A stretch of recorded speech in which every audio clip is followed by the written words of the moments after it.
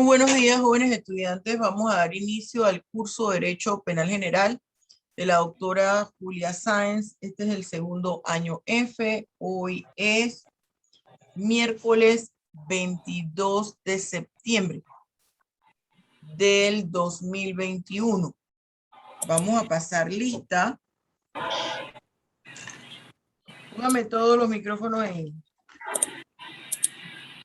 silencio, por favor.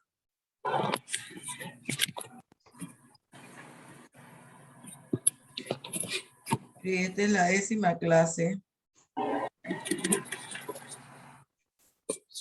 Ponga todos los micrófonos en silencio.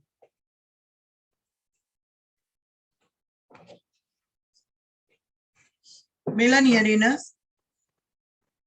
Presente, profesora. Eric Cajar. Yulisa Carvajal. Presente, Yulisa Carvajal no está. Analida Castillo, me pareció verla. ¿Está, verdad? Analida Castillo, sí. Catherine Castillo.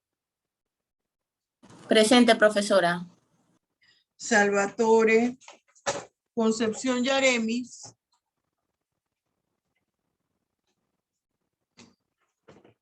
Carlos Correa. Carla Cruz. Buenos días, presente, profe. Elibet Cruz.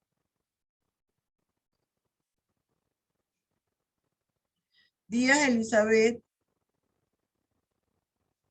Félix Rodelio. Liselka Gómez. Abnel González.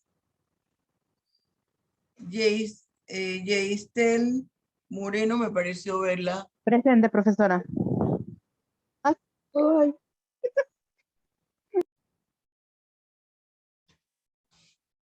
Christopher Navarro.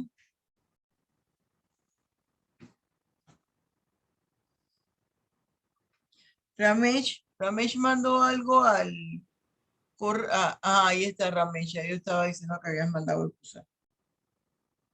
Peñalosa Sofía.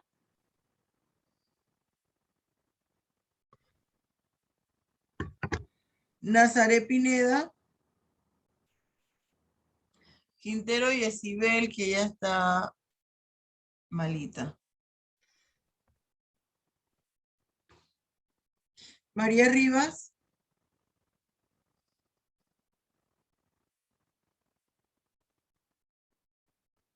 Kimberly Sanjur.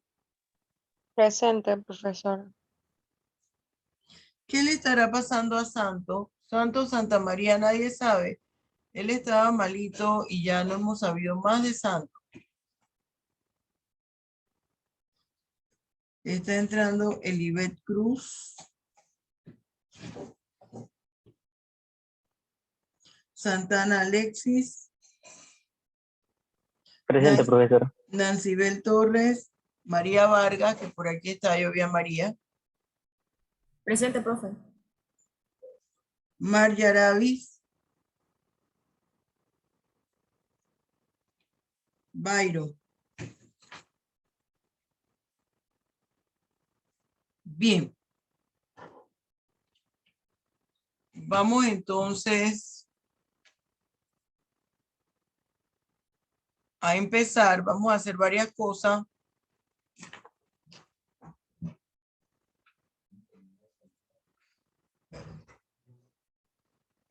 Vamos aquí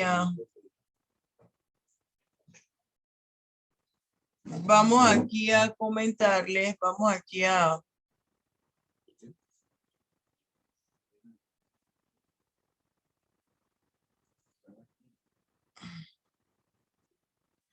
ver, jóvenes, ustedes,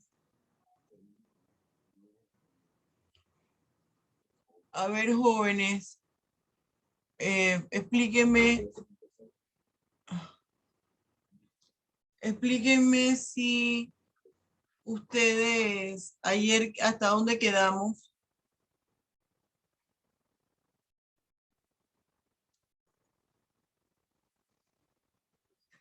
¿A dónde quedamos? Oiga, aquí hay silencio absoluto. ¿Qué pasa? Les dije que se trajeran un ciclón o un café. Disculpe, profe, estoy buscando mis apuntes. Pues, un momento. A ver, Ramech. Estaba hablando sobre el artículo 201, sobre los sujetos activos o procesados. Ahora queda en la parte en la que Ya estaba hablando del dimos juego de cumplimiento en el módulo 2. Ya dimos toda la ejecución de la pena. Finalizamos la ejecución de la pena. Oiga, pero es que ustedes, ay, Dios mío, qué horror. Las 7 de la mañana ustedes todavía están con las mantas encima. A ver.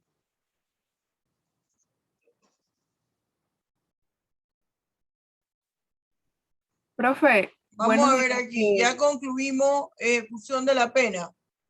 Profe, quedamos en la pregunta ¿cuáles son los subrogados penales que conforman la despenalización? Bien. Muy bien. Vamos a terminar. Ahorita mismo les comparto pantalla.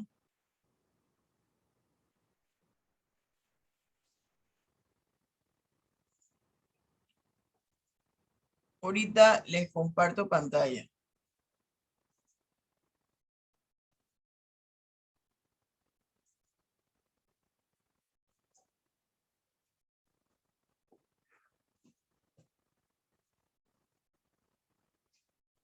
Ahorita les comparto pantalla.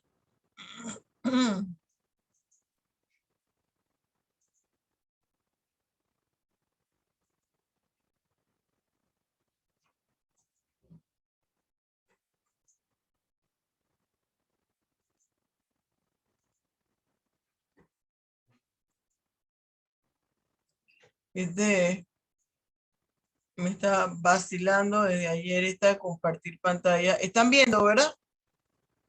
Sí, Sí, profesora. Bien. Quedamos aquí en las clases de subrogados penales. Y vamos a ver me dijeron, las clases de despenalización.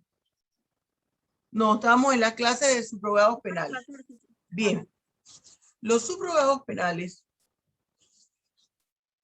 acuérdese que estuvimos diciendo que era una serie de estrategias, mecanismos para buscar medidas alternas de aquellas penas de prisión que eran o muy cortas, que se pudiera tomar otra medida, o aquellas penas de prisión donde ya se había llevado a cabo gran parte de la pena y sí se podía buscar una situación distinta fuera del centro penitenciario. Entonces tenemos que esos subrogados se clasifican en despenalización, desprisionalización, desjudicialización y descriminalización. La descriminalización implicaba el que la figura delictiva ya no apareciera como tal. Eliminar la figura delictiva dentro del cuadro de los tipos penales. La desjudicialización implicaba que ese conflicto se resolviera fuera de la esfera penal. Y yo les decía a ustedes que por eso surgieron la solución pacífica de conflicto. Y estaba la conciliación, estaba la mediación, entre otros. La desprisionalización implicaba que se cambiara esa pena de prisión por otra medida. Y la despenalización es que se evitara, debido a las circunstancias del hecho, que se llevara algún tipo de proceso penal. Muy bien. Entonces, ¿en qué consiste la despenalización? Y aquí yo les estaba señalando que la despenalización consiste en que la víctima desiste de su pretensión punitiva. Desiste de continuar con el proceso. Esta es una especie de conciliación entre la víctima y el victimario. Ahora, esto no siempre se puede dar. Tienen que darse una serie de condiciones, una serie de requisitos, entre los cuales se encuentran los siguientes. ¿Cuáles son esos requisitos? Que el sujeto activo o procesado, es decir, el victimario, no puede tener antecedentes penales. Eso es fundamental. Debe ser considerado delincuente primario o primodelincuente. Es decir, que sea la primera figura delictiva en la cual ha incurrido, porque si tiene antecedentes penales, no aplica. Segundo, el sujeto activo tampoco ha debido ser favorecido por esta medida mínimo 5 años antes de que ha ocurrido esta situación que lo ha llevado ante los tribunales. Hay algo importante que está en este tercer punto, y es que el sujeto activo, es decir, el victimario, tiene que realizar y presentar ante el tribunal un acuerdo de cómo él va a resarcir los daños materiales ocasionados, cómo él va a indemnizar a la víctima. Allí, en el proceso, lo tiene que determinar y aclarar. Y entonces, el cuarto punto es que el sujeto pasivo el sujeto pasivo o la víctima es quien tiene que presentar el desistimiento de la pretensión punitiva.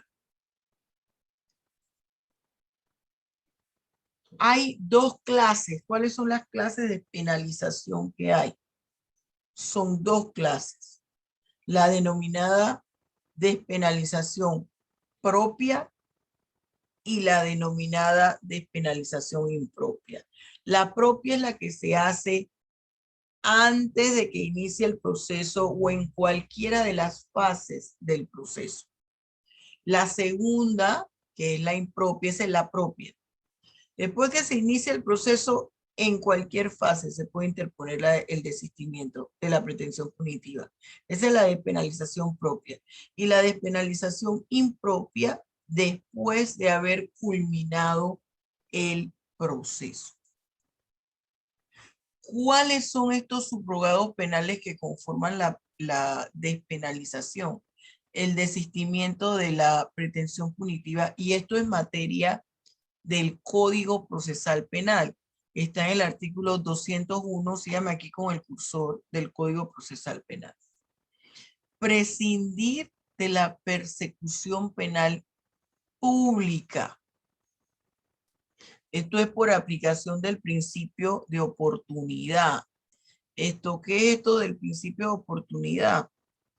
Que el fiscal, al valorar los hechos, diga, no, hombre, esto no amerita a que se active toda la administración de justicia. Y la tercera es la suspensión el anterior está en el artículo 212 del Código Procesal Penal. O la suspensión del proceso sujeto a condiciones, que está en el artículo 215 del Código Procesal Penal. ¿Qué pasa con esta desistimiento de la pretensión punitiva? Tampoco puede darse en cualquier figura delictiva, muchachos. Esto está regulado en los artículos 201 y 202 del Código Procesal Penal. Fíjense. ¿Cuáles son las figuras delictivas que admite el desistimiento de la pretensión punitiva? Me lo dice el artículo 201. homicidio culposo, por ejemplo, muerte en accidente de tránsito, homicidio culposo, lesiones personales, lesiones culposas, el hurto, la apropiación indebida, la estafa y otro fraude, la usurpación, el daño, delitos cometidos con cheque. Aquí se puede desistir de la pretensión punitiva. Incumplimiento de deberes familiares, actos libidinosos cuando la víctima sea mayor de edad. En ningún delito de naturaleza sexual que la víctima es menor de edad puede haber desistimiento de la pretensión punitiva. Eso no se puede.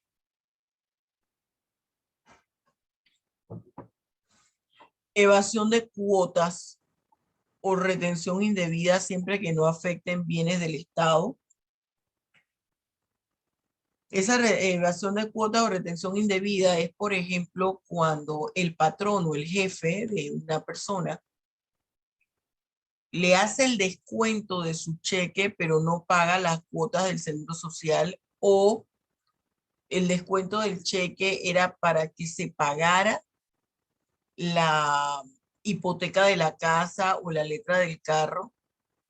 Se le descontaba a la persona, más no se pagaba lo que se tenía que pagar. Delitos contra la propiedad intelectual que no causen peligro a la salud pública, la calumnia e injuria, inviolabilidad del domicilio e inviolabilidad del secreto, falsificación de documentos en perjuicio de particulares. Estas son las figuras delictivas que admiten este subrogado de despenalización denominado desistimiento de la pretensión punitiva. Hay algo que me dice el artículo 202 y es específico con la inviolabilidad del domicilio. Ya vimos que requisito sine qua non aquí, que se haga un acuerdo de cómo se va a indemnizar a la víctima. Pero ¿qué pasa cuando hay inviolabilidad de domicilio? Se permite el desistimiento de la pretensión punitiva siempre y cuando el mismo no se haya hecho con violencia sobre las personas o con arma o con dos o más personas. ¿Ustedes se acuerdan el problema que yo les puse el primer semestre, y creo que es el modelo de análisis, que eran los muchachos chichón pleque pleque, que habían entrado a la casa? Eran varios los que entraron al domicilio y llevaban armas. Ahí no se pudiera interponer desistimiento de la pretensión punitiva. Yo les puedo preguntar en cualquiera de los problemas, ¿se puede ahí interponer un subrogado penal?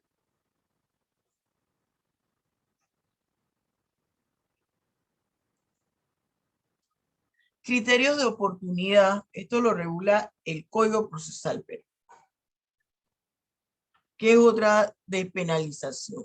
Ese criterio de oportunidad, ¿en qué consiste? El mismo Ministerio Público puede prescindir de interponer acción penal, ya sea si son varios victimarios, sobre todos, con respecto a todo, o con respecto a una sola persona, porque dice, bueno, no amerita aquí que se active todo el aparato de la administración de justicia, y puede ser que se den cualquiera de estas tres situaciones. Una, que al momento de realizar la conducta ilícita, no solamente sufrió un daño grave la víctima, sino el propio victimario, que ya para qué ponerle una pena. Cuando se trate de hechos, que no afecten grandemente el interés de la colectividad, o son cosas muy insignificantes. Y lo tercero, cuando la acción penal esté prescrita o extinguida. Hay una figura delictiva donde no se puede aplicar criterios de oportunidad y son todos los delitos que afectan el patrimonio del Estado o que el funcionario a través del ejercicio de sus funciones realizó la figura delictiva. Ahí no se puede aplicar el principio de oportunidad. Suspensión del proceso sujeto a condiciones. Se puede suspender el proceso a solicitud del imputado antes de que inicie la apertura del juicio. Siempre y cuando, por ejemplo, se pueda encontrar alguna de estas situaciones. El imputado admita y diga, yo lo hice. Delitos que admiten la suspensión condicional de la pena, según el Código Penal, o aquellos que acuerden, hayan acordado previamente la reparación del daño. Entonces, ¿cuáles son esas condiciones que se le pone a ese sujeto que se le suspende el proceso? Me lo dice el artículo 216. Todo esto es Código Procesal Penal. El 216, a ese victimario se le va a decir el lugar en específico que tiene que residir y no puede mudarse de ahí. Se le prohíbe frecuentar determinadas personas. No puede usar estupefacientes o bebidas alcohólicas. Tiene que cumplir, terminar los estudios básicos si no lo ha hecho.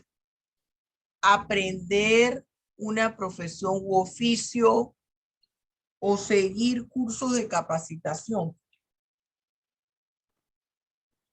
Prestar trabajo voluntario no retribuido al Estado. Someterse a tratamiento médico si se requiere. Y permanecer en un mismo trabajo. Esto es lo fundamental que usted debe saber de la suspensión del proceso de condición, sujeto a condiciones. ¿Quién regula esto? El juez de garantía. ¿En cuándo entra el juez de garantía? Si el victimario incumplió con las condiciones que el juez de garantía le señaló.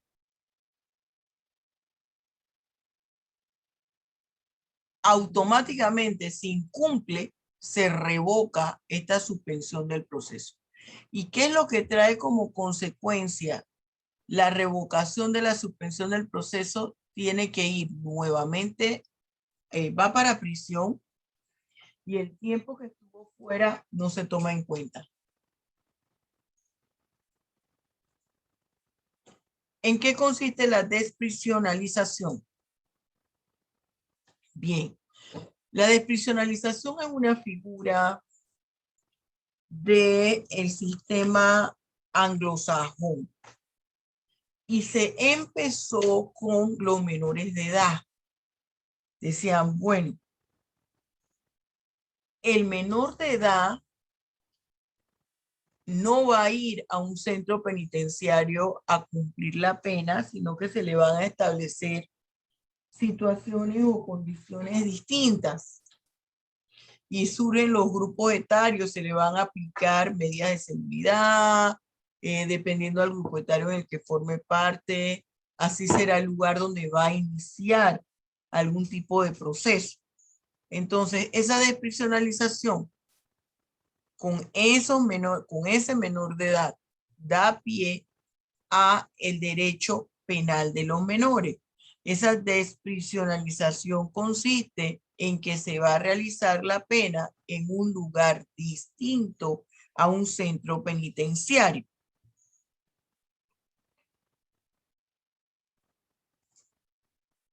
¿Cuáles son los subrogados penales que conforman la desprisionalización?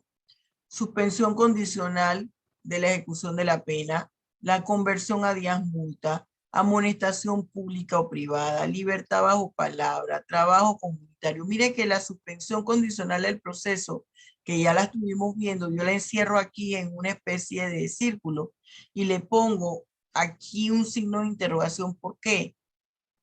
Y mire la anotación que le pongo abajo. Un sector de la doctrina lo considera despenalización. Este es un subrogado penal que para muchos consiste en una forma de despenalización y en una forma de desprisionalización. Por eso le puse este signo de interrogación, la flecha y este recuadro. ¿En qué consiste la suspensión condicional de la pena?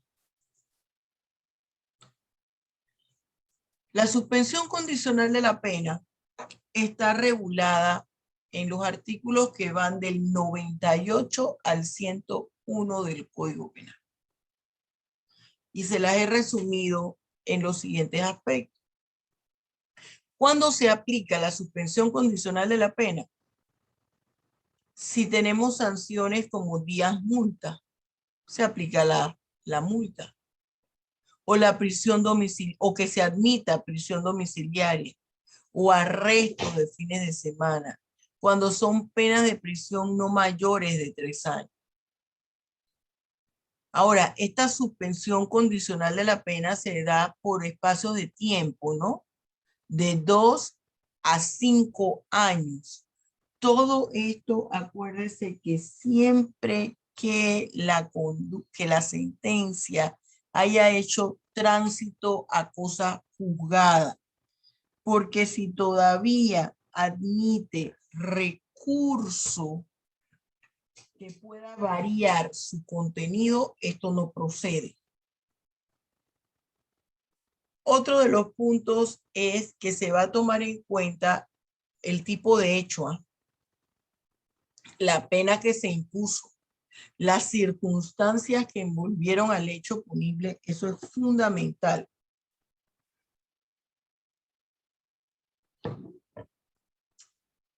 Además, el sentenciado debe ser delincuente primario o primodelincuente, no haber incumplido ninguna obligación de comparecer ante el tribunal cuando lo haya requerido, se haya comprometido a reparar el daño.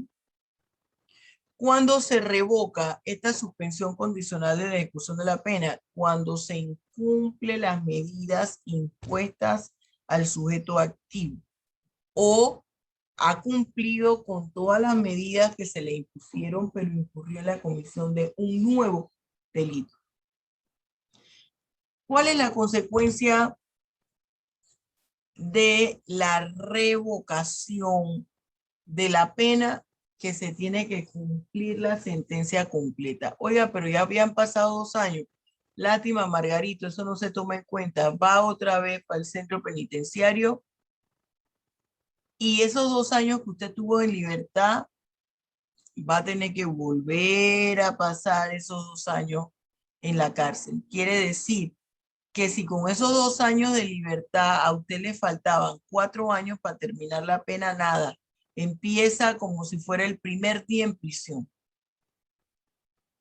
La autoridad competente para revocar esta medida solamente es el juez de cumplimiento. Y si el sentenciado cumplió con todas las obligaciones, bueno, se considera extinguida la pena. ¿En qué consiste el reemplazo de penas cortas?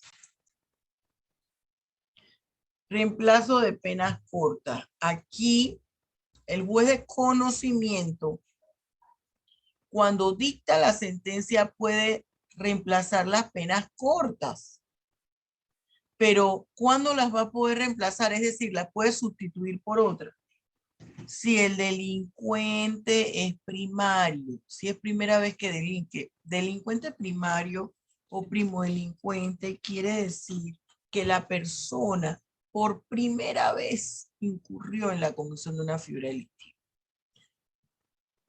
Entonces, si la pena de prisión no es Mayor de 4 años se cambia por arrestos de fines de semana, o se puede cambiar por días multas, o se puede cambiar por trabajo comunitario. Si la pena que le puso el juez,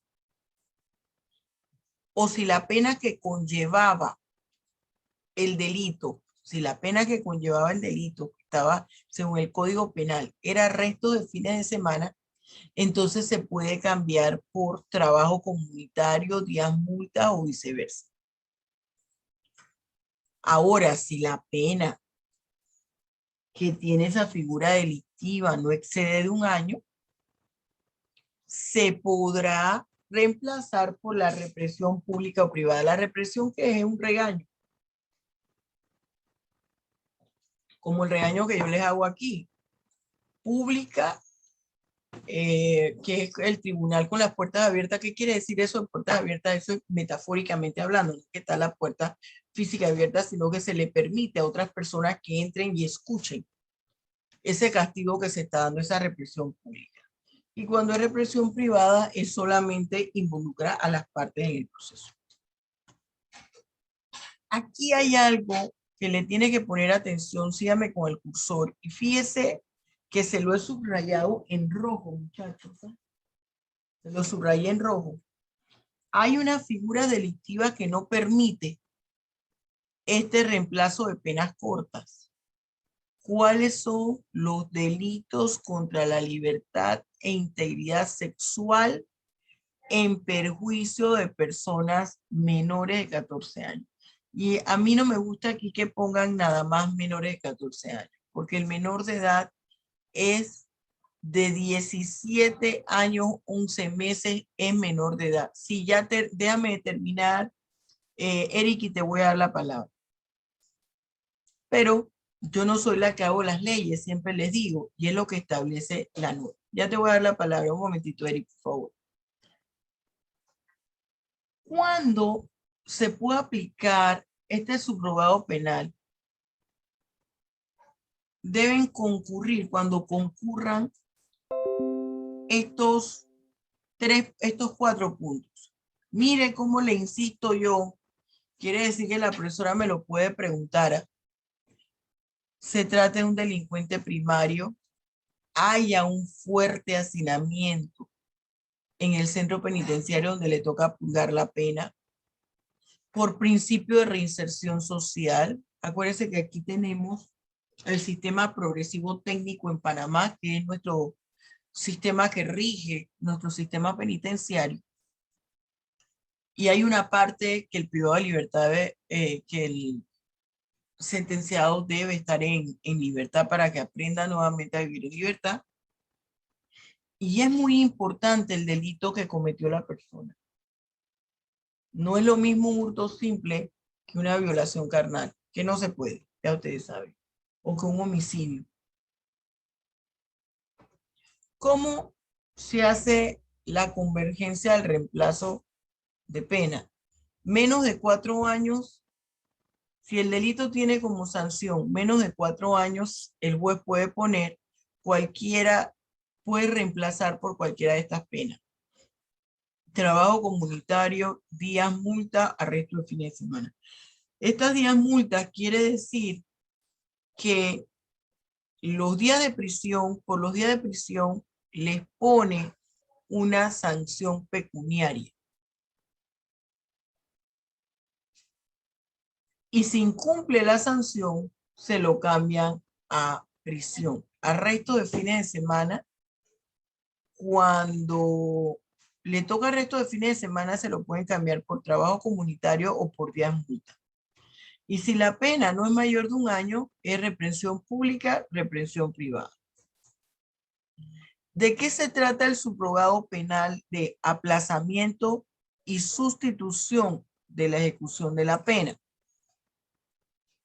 Ese aplazamiento y sustitución de la ejecución de la pena, que está regulado en el Código Penal en los artículos del 108 al 111, me habla, por ejemplo, cuando la persona tiene 70 años o más, se le puede sustituir la medida por prisión domiciliaria. Si la mujer está en estado de gravidez. El estado de gravidez es que está embarazada, si está amamantando a su hijo y este no ha cumplido el año. Cuando ya cumple el año, tiene que regresar para el centro penitenciario. O si esa persona tiene una discapacidad que él no va a poder valerse por sí mismo dentro del centro penitenciario, o tiene algún tipo de enfermedad mental.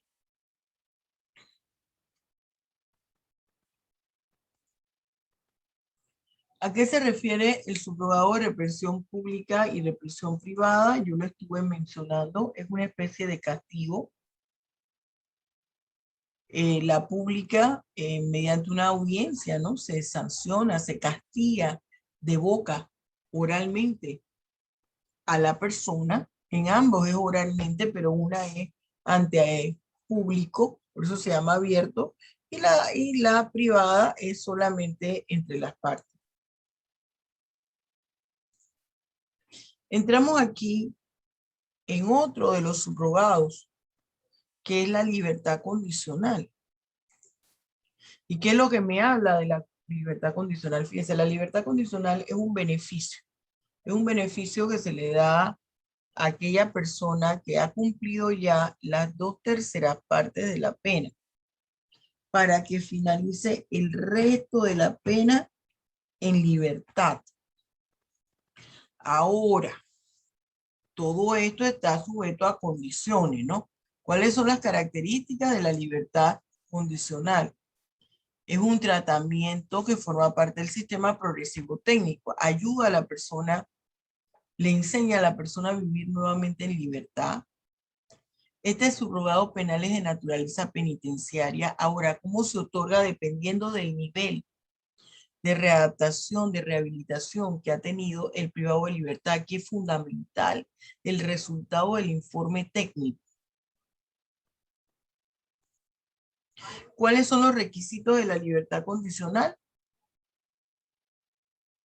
Haber sido sentenciado con pena de prisión, haber cumplido las 2/3 partes de la pena y mostrar una condición, un avance en su forma de readaptarse a la vida en libertad y obviamente cumplir con los reglamentos carcelarios. Esto lo otorga el Ejecutivo a través del Ministerio de Gobierno. ¿Qué obligaciones implica la libertad condicional? La señala el artículo 113 del Código Penal. Tiene que mantener una residencia fija, no puede estarse mudando. Tiene que estarlo notificando, pidiendo permiso para eso. No debe cometer otro delito. Estar bajo observación, reportándose las veces que se tenga que reportar. Y tener un trabajo que le permita mantenerse. ¿Cómo está regulada esa libertad condicional? Esa libertad condicional está regulada por 2 instrumentos jurídicos. El Código Penal, mire cómo yo escribo, aun cuando es sobre el libro primero.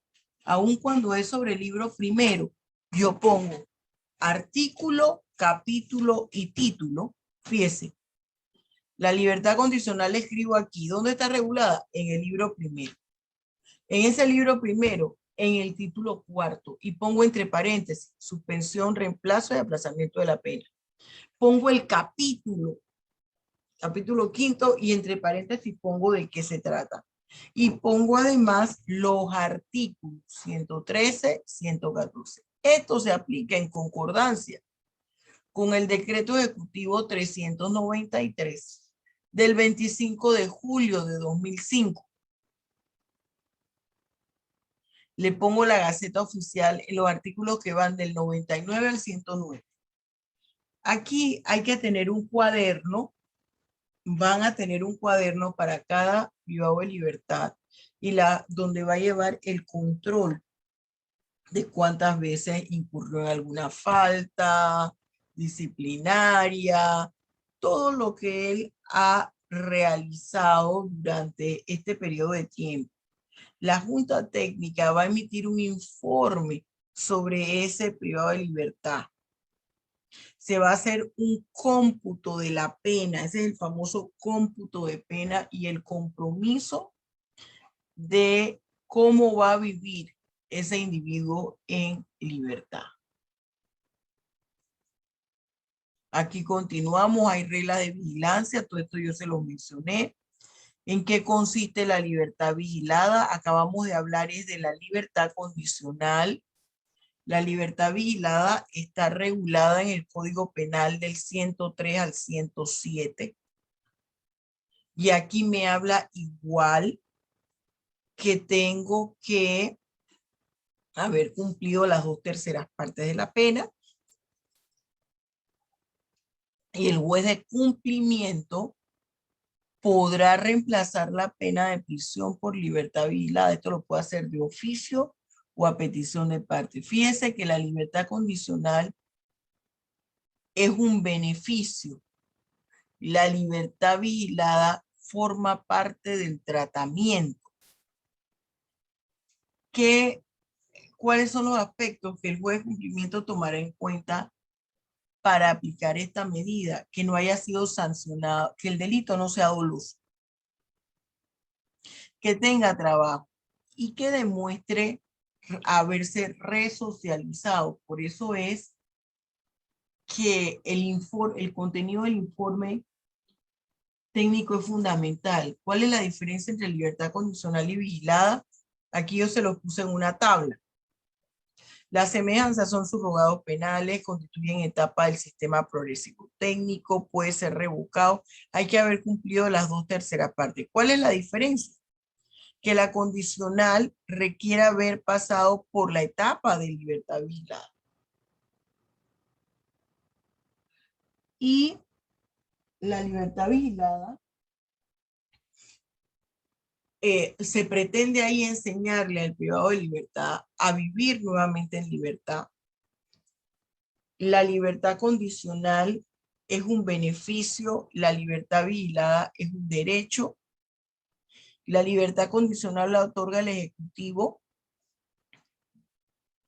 y la libertad vigilada el juez de cumplimiento.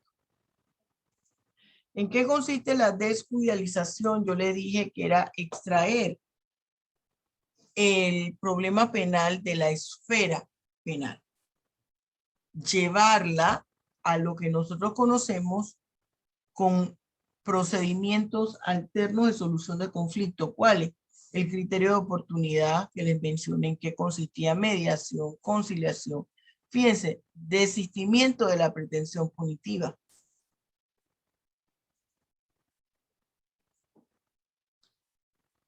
La conciliación, yo les puse aquí, esta es materia de procesal penal, pero les puse los artículos. Esto tiene que ir las partes voluntariamente. Solamente se aplica en los delitos que admite desistimiento de la pretensión punitiva. Y mire que yo se los puse allí. No es permitido introducir esto como medio de prueba en un proceso. Aquí es importante la voluntad de la víctima. Sin la voluntad de la víctima no se puede hacer nada. Acá tenemos conciliación, mediación, que yo se los pongo como una forma de que usted tenga esa base, esa información. Ejecución de las penas y las medidas de seguridad según el derecho procesal penal. Y también se coloca igual, mire lo que yo pongo, libro tercero, que habla del procedimiento penal, está en el título octavo, ejecución penal y ejecución de la pena, y medidas de seguridad. Fíjense, solamente se puede sustituir hasta el 30% de la pena de prisión. Hay figuras delictivas que no admiten esto, están excluidos de que se les sustituya el 30% que les falta en prisión para que esté en libertad. Y aquí se habla del homicidio doloso simple, el homicidio agravado, el secuestro, la extorsión, blanqueo de capitales, violación sexual, robo agravado, asociación ilícita para delinquir, pandillerismo, posesión ilícita agravada de drogas y armas, comercio de armas de fuego y explosivos, delitos contra la seguridad colectiva que impliquen tráfico, cultivo, elaboración o incitación de cultivos de droga, peculado, corrupción de servidores públicos, estafa agravada, delitos financieros, delitos contra la libertad individual, cometidos con tortura, castigos, infamantes o vejaciones, delitos en que este Código de Leyes Especiales nieguen esta acción. Si estamos hablando de cualquiera de estos delitos, no se puede sustituir el 30% que le falta a la persona para cumplir la pena de prisión. No se puede sustituir por otra sanción que implique realizar esto en libertad. Vamos con las preguntas y vamos a empezar. Sí, Catherine, vamos con Cajar, que me había levantado la mano. A ver, Cajar. Profesora, mi pregunta era en cuanto al reemplazo de penas cortas, que usted ahí en la diapositiva puso que en menos de un año se podían hacer. Pero acá quería saber si tenía algo que diferenciara, que acá en el libro dice 2 años, si era importante o no. Bueno, ahí yo lo que estoy diciendo es que si pasa de ese tiempo, ahí en el texto, si pasa de ese tiempo desde un año, pero si pasa de ya de los 2 años, no se puede, no aplica. Ajá, profesora. Y otra pregunta que le quería hacer era en cuanto a lo último que acabamos de tocar de las penas que se excluyen por el 30%. La asociación ilícita para delinquir también se excluye de allí, profesora, porque Sí, también se excluye. yo fui oferente una vez de un señor que creo que estaba condenado por eso. Puso una compañera, era una compañera de la universidad, y ella me pidió que si le podía hacer oferente de eso, y él yo creo que estaba jugado por eso. Ajá. Y lo pusieron como trabajo, el reemplazo del 30% por trabajo.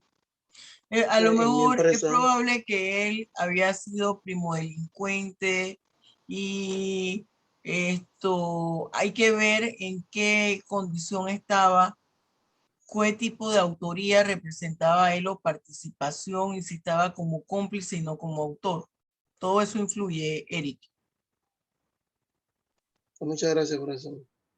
Muy bien. Preguntas antes de pasar. Vamos a hacer una cosa. Vamos a dar... perdón, Ramesh, no te había visto. Sí, profesora, tenía una pregunta en la parte en la que mencionó las... Bueno, tengo una pregunta y también un comentario. La pregunta era en la parte de la diferencia con respecto a la libertad condicional a la libertad vigilada.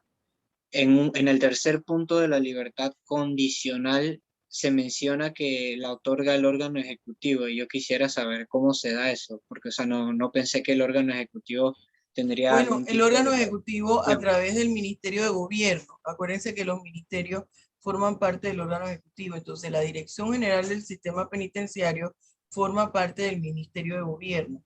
Ese es el órgano que se encarga. Y eso no es tan sencillito porque eso va a depender principalmente del informe de la Junta Técnica sobre el privado de libertad, y se hacen unas listas. Ok. Y se Sobre un hacen una lista. comentario, profesora, que ¿Sobre quería quién? hacer con ¿Sobre quién? respecto... Ajá, el otra pregunta. El comentario, sí, hazlo. Ajá, ok, de un comentario que nos hizo el profesor Rangel cuando estábamos dando la clase de criminología, que creo que tiene alguna correlación con el tema que estamos dando.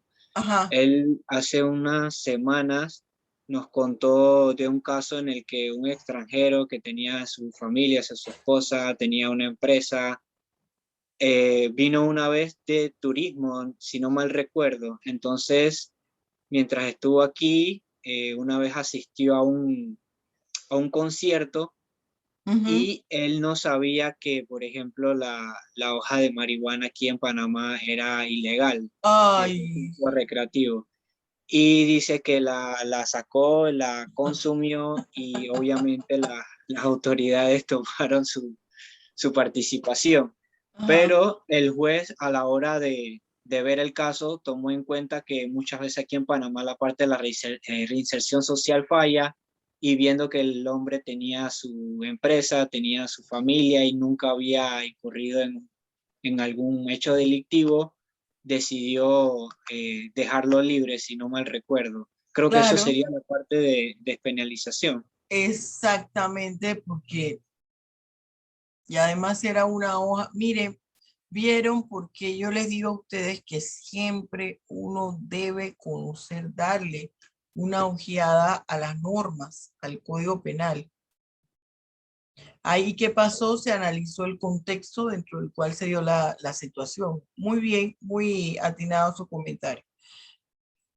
Fíjese, le propongo una cosa. Vamos a terminar la extinción de la pena.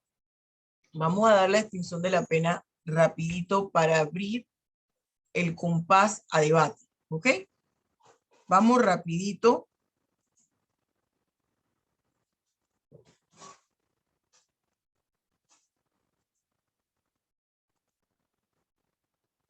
Ahí está viendo, ¿verdad? Bien. Esto es breve. La extinción de la pena. ¿Qué significa la extinción de la pena? Bueno, la extinción de la pena quiere decir que ya la persona no tiene que cumplir con la sanción que ha impuesto el juez. La pena, al extinguirse, extinguir quiere decir que se acabó, que la pena finalizó. Esa pena puede finalizar por diferentes razones, porque la persona cumplió los años establecidos por el juez dentro del centro penitenciario o cumplió con el mandato en el que consistía la pena, o simple, y con esto, perdón, y con esto puede darse el caso, con esto no solamente se extingue ya la pena, sino la responsabilidad penal que tenía el sujeto activo por la comisión del hecho punible realizado. Eso es lo importante de la extinción de la pena. Implica que ya se cumplió con el mandamiento que hizo el juez en la sentencia y por consiguiente ya esa persona está liberada de cualquier tipo de responsabilidad penal con respecto a la víctima. ¿Y en dónde está regulado? En el Código Penal. ¿En qué artículo? En los artículos que van del 115 al 122. ¿Cuáles son las características de la extinción de la pena? Son 4. Está establecido en la norma penal. Puede darse durante el desarrollo del proceso penal, una vez dictada la sentencia. Está vinculada con la extinción de la responsabilidad penal de la gente y es de carácter procesal penal. ¿Cuáles son las causas o formas de extinción de la pena? Miren, libro primero del Código Penal, título quinto, discúlpenme, extinción de la pena. Capítulo primero, las causas de extinción, muerte del sentenciado. Se cumplió la pena. Perdón de la víctima. Acuérdese, los subrogados penales por el indulto, por la amnistía, por la prescripción, que se pasó el tiempo. En la prescripción sentencian al señor Rocafuerte, pero el abogado decía, tiene de paradero desconocido.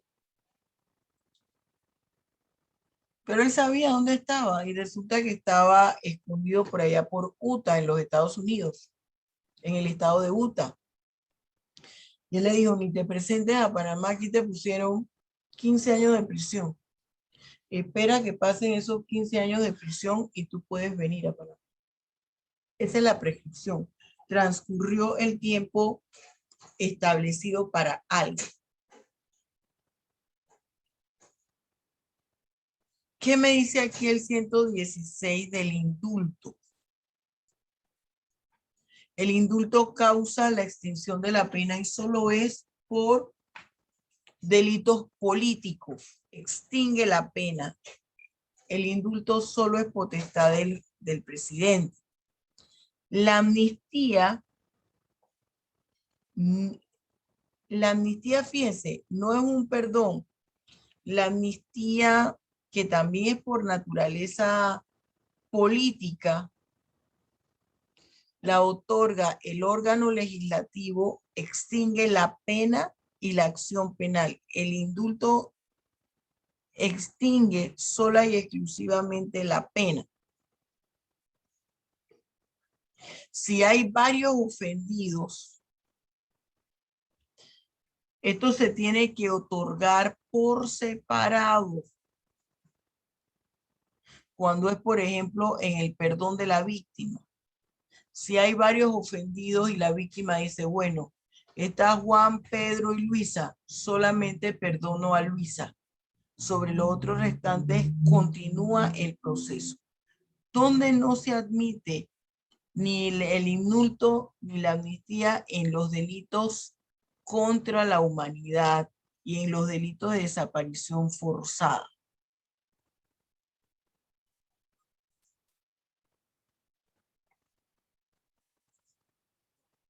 ¿Cuándo prescribe la pena?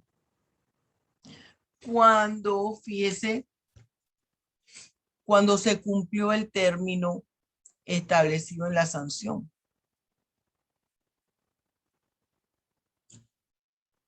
Aquí yo les pongo, nunca prescribe la pena en los delitos de terrorismo, delitos contra la humanidad, la desaparición forzada. Hay aquí dos aspectos que surgen del delito, la acción penal y la pena. La extinción de la pena la tengo que ver en el Código Penal y la extinción de la acción penal en el Código Procesal Penal. ¿En qué se diferencia cada una? La pena ya fue impuesta por el juez en la sentencia. La acción penal es su derecho a interponer un recurso cuando usted ha sido víctima de la comisión de una figura delictiva. Mi artículo 115 del Código Penal me habla de la extinción de la pena, muerte del imputado, desistimiento, prescripción, amnistía solo en los casos políticos, cumplimiento del acuerdo de mediación. Fíjense, plazo de la prescripción. Este es importante que usted lo tome en cuenta. Mire, en un plazo igual al máximo de la pena de prisión. Por ejemplo, si usted se va, ahí me está diciendo que un plazo igual al máximo. Si usted se va al delito de usurpación que está en el artículo 228 y en la punibilidad dice será sancionado con prisión de 2 a 4 años. El mínimo es 2 años y el máximo es 4 años. Eso está en el artículo 228. Y aquí me dicen que prescribe esa acción penal igual, en un plazo igual al máximo de la pena de prisión. El máximo de la pena de prisión del delito de usurpación son 4 años. Quiere decir que transcurridos los 4 años que empiezan a contar a partir del momento en que usted fue víctima del delito que se cometió la acción, ya usted no puede incurrir en la comisión de ese hecho punible. Siempre tiene que ir a checar cuál es la pena del delito del cual usted fue víctima. Y usted tendrá el máximo que establece esa punibilidad. Ese será el tiempo que usted tiene para interponer una acción penal. Si los delitos son sancionados con penas no privativas de libertad, tiene 3 años. Cuando se trata de delitos de peculado, enriquecimiento injustificado, delitos patrimoniales contra cualquier entidad pública, entonces usted tiene un periodo igual al doble del máximo. Si usted se va, por ejemplo, al delito, voy a decir aquí, se va al delito de peculado, que está en el 338.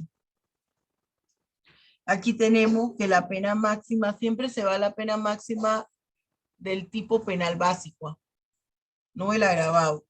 10 años. Y aquí me dice que igual al máximo tiene 20 años para interponer la acción. Volvemos aquí a un punto interesante del último párrafo. Si estamos hablando de delito de terrorismo contra la humanidad, desaparición forzada, no prescribe la acción penal. Suspensión del plazo, por ejemplo, si se está en trámite de extradición, no se corre el periodo de la prescripción. Se interrumpe ese plazo, por ejemplo, si hay formulación de la imputación, si hay acuerdo, suspensión del proceso de prueba.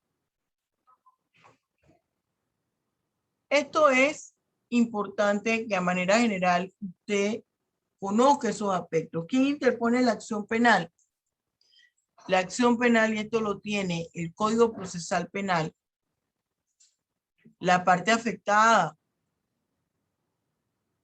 el Ministerio Público, ejercicio de la acción penal, la parte afectada o el Ministerio Público. Y yo tengo que ver, dependiendo si son delitos que requieren acción penal pública o instancia privada. Los instancias privadas, es decir, que la persona afectada directamente presente la acción penal.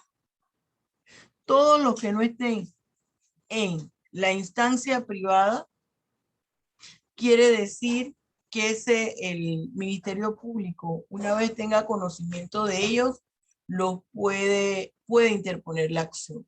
Hay otros que son de acción pública, pero requieren que el afectado interponga la querella. Y una vez que el afectado interponga la querella, no puede desistir de la pretensión punitiva.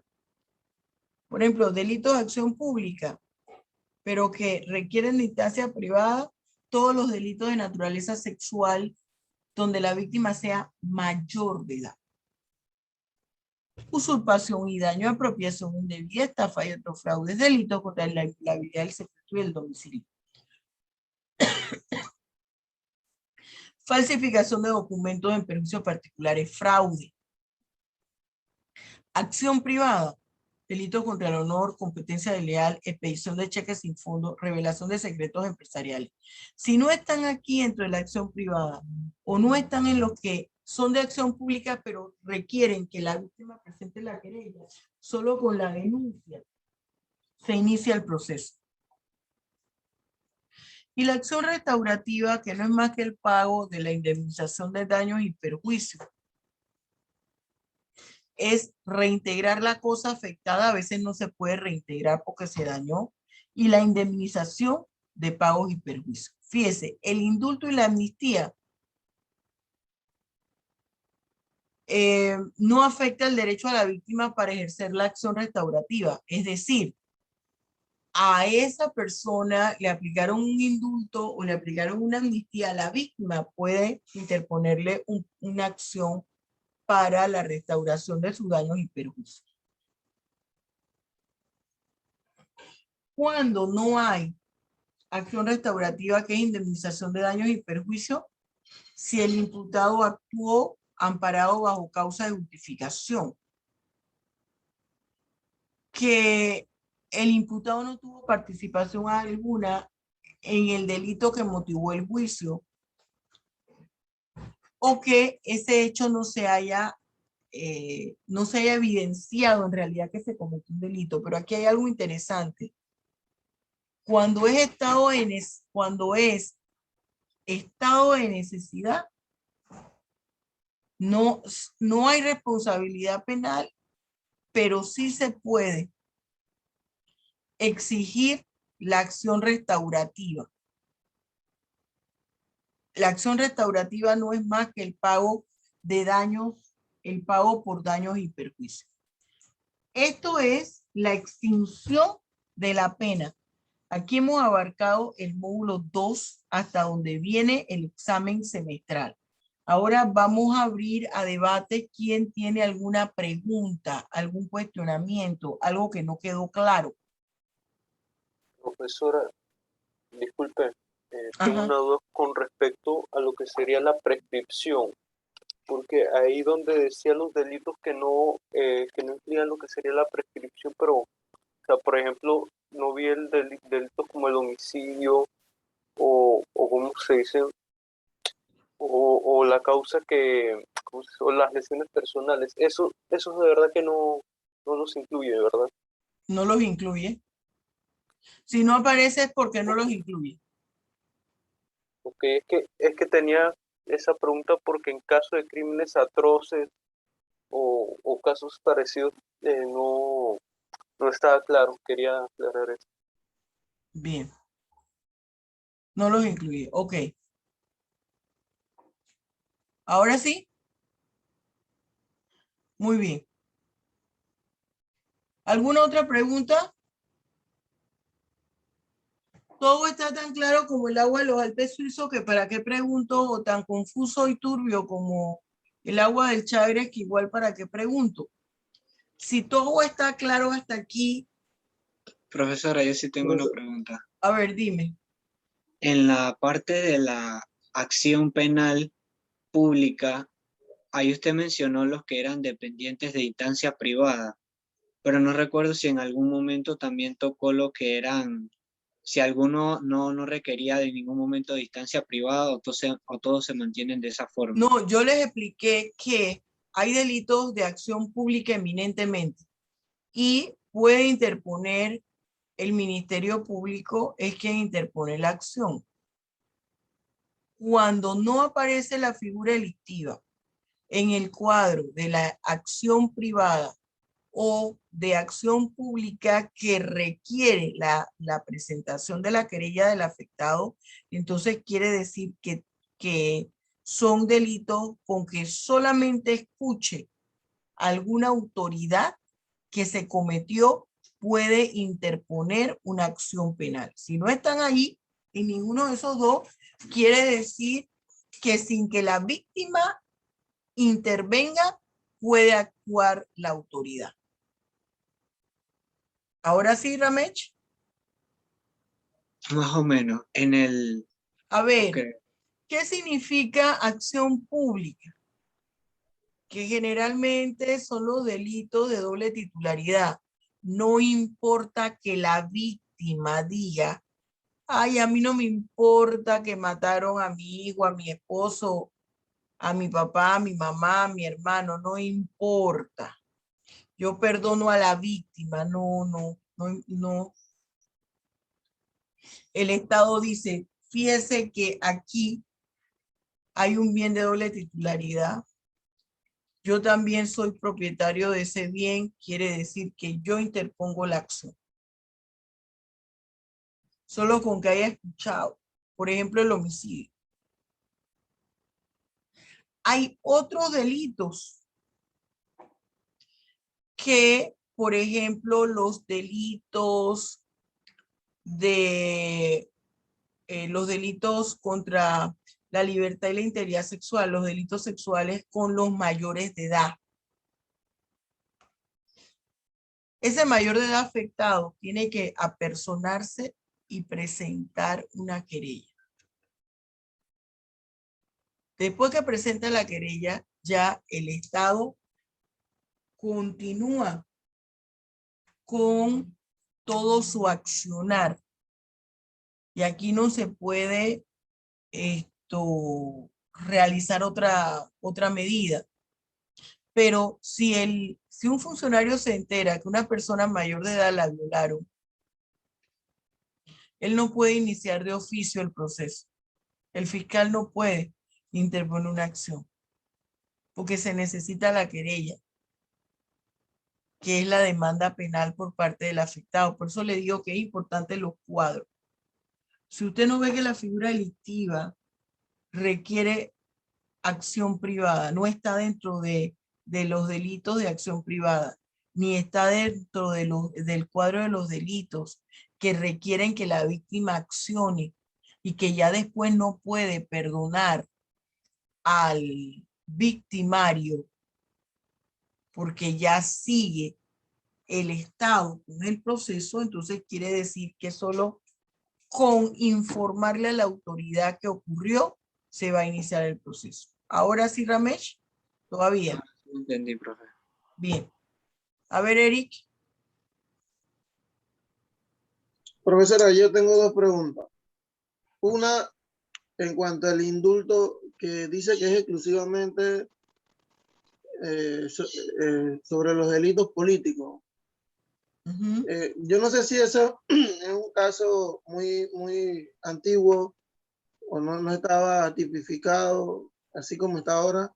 En el caso este del deportista José Luis Garcés, que una vez se dio un indulto por el presidente, creo que fue Martín Torrijos, en donde él estaba acusado de homicidio y lo indultaron.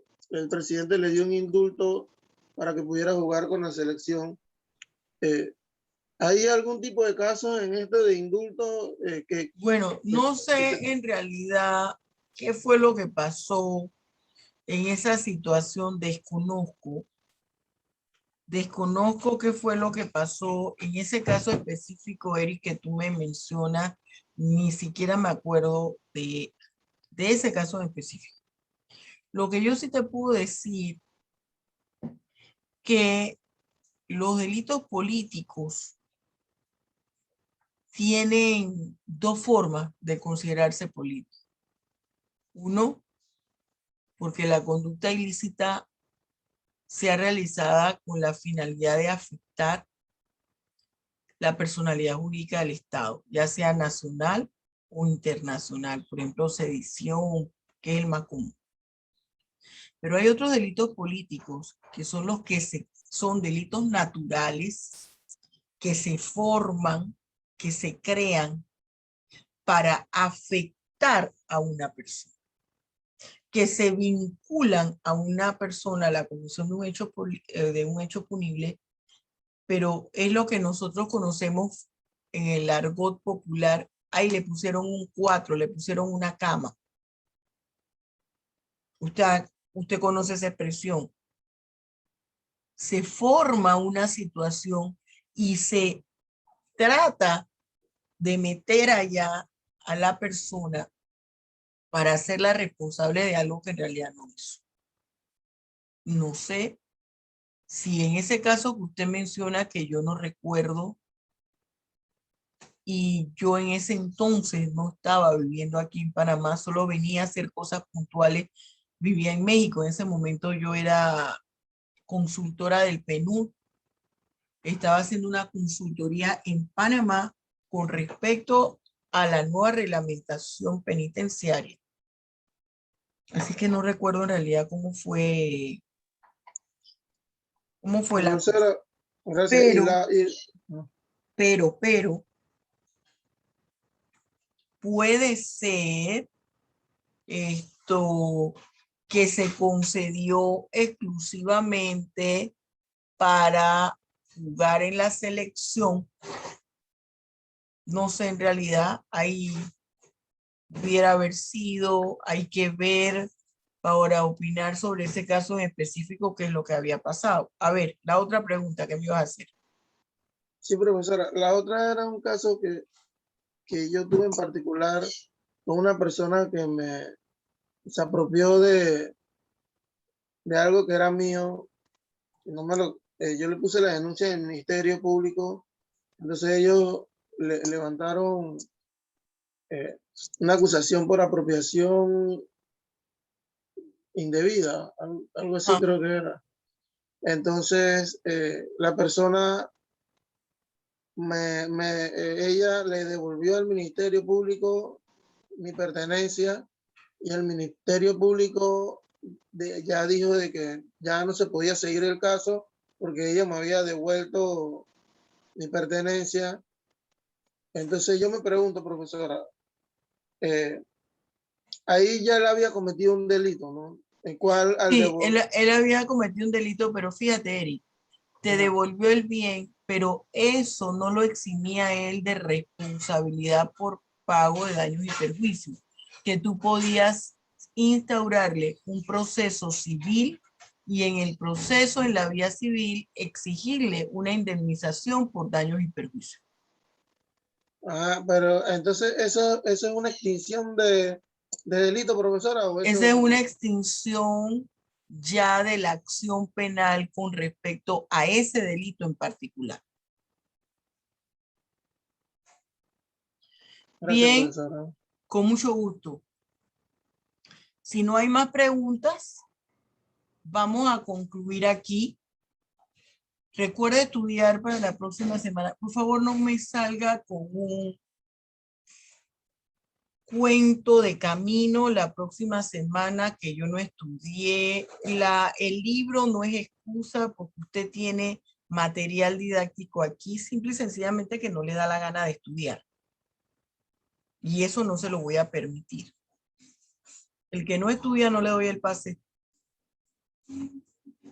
Entonces, estudie, por favor. Venga preparado para la próxima semana. Dime, Liselka. Sí, buenos días, profesora. Saludos. Una consulta. ¿Algún tema en especial anterior que tengamos que venir así como bien refrescaditos? Que si nos Bueno, vas a... yo se lo dije todo lo que es de la culpabilidad, porque ustedes tienen que resolver los problemas. Yo les mandé una serie de temas que ustedes leyeran. ¿Se acuerdan?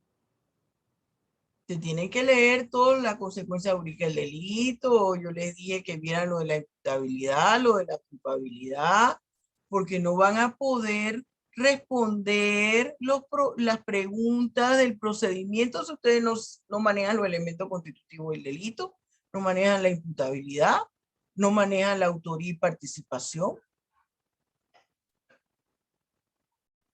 Yo les puedo decir a ustedes, usted tiene que decirme si hay concurso de delito o no en el problema. Acuérdense que si eso no lo tienen claro, jóvenes, estamos mal porque entonces usted no pudo identificar al autor. Entonces usted no sabe si hay concurso de delito. ¿Cómo usted me va a decir que hay concurso de delito si no sabe en qué consiste? Bien, jóvenes, aclarado esto, entonces estudie y venga preparado para la próxima semana. Mire, yo no quiero gente durmiéndose, porque creo que va a llegar un momento en que usted se va a quedar dormido y yo también, porque yo los veo en este punto y nos vamos a dormir todos aquí. Todos dormidos, los estudiantes y la profesora. Entonces, venga, yo le he dicho, no tiene el juguito ni la Coca-Cola ni nada, no importa, un vaso de agua. Porque el hecho de que usted esté tomando el agua, yo lo hago por la garganta, porque estoy hablando tanto tiempo. Pero si usted se está durmiendo y toma su vasito de agua, a usted se le quita el sueño. Si no tiene el juguito, si no tiene, ahora si tiene hielo y a esa agua le pone bastante hielo, es muchísimo mejor. Si usted tiene su pancito, la galleta, el dulce, el desayuno completo, lo puede tener allí porque eso lo pone pero no anda aquí